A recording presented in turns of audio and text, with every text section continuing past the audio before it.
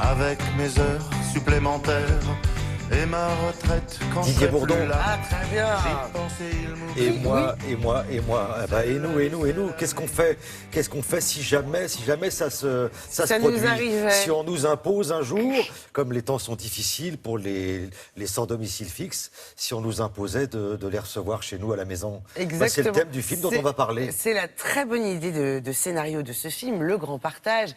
C'est la grosse comédie de cette fin d'année. Je dis grosse comédie parce que côté distribution, côté casting, ils ont mis les moyens, côté budget aussi. Alors côté distribution, on a qui? On a Josiane Balasco, on a Valérie Bonneton, Karine Viard, Didier Bourdon, Michel Vuillermoz, Patrick Chenet, Jackie Berroyer, entre autres. Et la très bonne idée de scénario, un scénario qui a été écrit il y a 2 ans, mais qui est assez d'actualité aujourd'hui. Comment est-ce qu'on réagirait si on demandait aux habitants des beaux quartiers d'héberger chez eux des sans-abri? C'est précisément ce qui arrive ici aux riches habitants d'un immeuble du 5e arrondissement, donc un quartier très chic de Paris. La mesure d'urgence et de grand froid est déclarée. Le gouvernement a tranché. Ceux qui ont un appartement de plus de 100 mètres carrés se doivent d'accueillir chez eux durant tout l'hiver des sans-papiers, des sans-abri. Donc ça, c'est un décret, hein, ça a été voté, c'est une loi. Il n'y a pas le choix, comme on dit. Donc une excellente idée de scénario. Un film écrit et réalisé par Alexandra Leclerc. Alexandra Leclerc, c'est Les Sœurs Fâchées, c'est aussi le prix à payer avec Christian Clavier. C'est une comédie sociale, c'est savoureux, les dialogues claquent, aussitôt vu, aussitôt oublié, mais on rit et après tout, c'est tout ce qu'on veut quand on regarde une comédie. On a rencontré Valérie Bonneton qui joue Béatrice Bretzel, une bobo du 5e, donc qui sur le papier est ravie d'aider les autres, mais dans les faits c'est plus compliqué. Bonjour Valérie. Bonjour.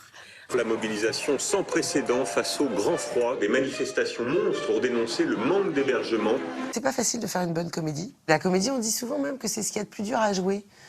Je sais pas, moi, j'adore faire rire. Donc là, justement, ce qui me plaisait, c'est que c'est une comédie sociale. Donc on sait pas si on peut s'autoriser à rire vraiment. On sait pas si c'est du lard ou du cochon. C'est assez gonflé, quoi. C'est pas consensuel, c'est pas politiquement correct. Et c'est ce qui me plaisait. Je me disais qu'il y avait moyen, en tout cas, de s'amuser en se moquant des travers de ces personnages. En tout cas, c'est un film qui est drôle, qui fait penser aux comédies à l'italienne, un peu les nouveaux monstres, où on a quand même des personnages bien forts. Le mien, elle est bien méchante. Et elle est prof à la fac, prof de Sciences Po, donc elle a des super discours.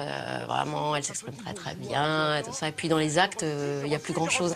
Enfin, Béa, personne dans ce monde n'est plus à gauche que toi. Béa, ouvre cette porte. J'ai honte, Béa, j'ai honte. Oh là là, c'est du boulot d'avoir des convictions. On va y arriver.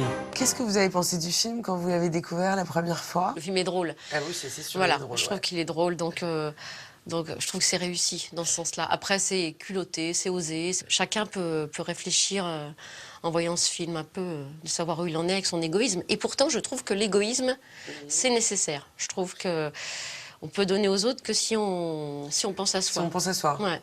Ouais, c'est très vrai. Excusez-moi. Allô? Une dame avec un chien? Quelle race? Non, pas le chien, la dame. Quand est-ce que vous avez su que vous vouliez absolument monter sur les planches, être derrière des caméras? Je crois que depuis quand j'étais petite, en fait, je sais pas pourquoi. Je ne sais pas d'où ça vient, mais j'avais envie d'être actrice. Dès l'école. Ouais, je me souviens quand j'étais petite. Puis je me suis dit, enfin voilà, j'en parlais pas parce que on va dire, bon, qu'est-ce qu'elle est folle, pourquoi elle veut être actrice ou tout ça. Et puis après, j'avais envie d'avoir une belle vie. Quand on a conscience qu'on n'a qu'une seule vie. Donc pour moi, c'était une vie artistique. Donc soit la danse, le piano. Malheureusement, je n'en ai pas fait quand j'étais petite. Mes parents ne voulaient pas. Ouais. Donc eh bien, je me suis dit, ça passera par l'expression théâtrale. J'avais envie de faire ça. Très envie. Mais d'être une artiste et de travailler pas du tout, d'être une actrice connue, ou je pensais pas du tout à ça, quoi. Ouais. Voilà, j'avais envie d'apprendre ce métier-là, vraiment. Au bout d'un moment, vers 30 ans, je me suis dit, bon, là quand même, ça avance pas, donc peut-être je vais faire autre chose. Je me suis posé la question de faire autre chose parce qu'on n'a qu'une vie, il faut être heureux d'une manière ou d'une autre. Alors si j'ai pas été heureuse, si ce métier n'avait pas voulu de moi, eh ben je Vous fait auriez autre lâché chose. l'affaire. Bah Ouais. oui. Vous auriez fait quoi? Danseuse, pianiste. Non, je faisais plein de vêtements pour mon garçon qui était bébé. Je faisais plein, je cousais Ah, plein vous de étiez vêtements. douée, d'accord. Et j'adorais inventer des choses, créer des choses. Et je crois que je me serais lancée. D'accord. Qu'est-ce que je parle? Mais c'est super, merci beaucoup Valérie, merci beaucoup. Merci.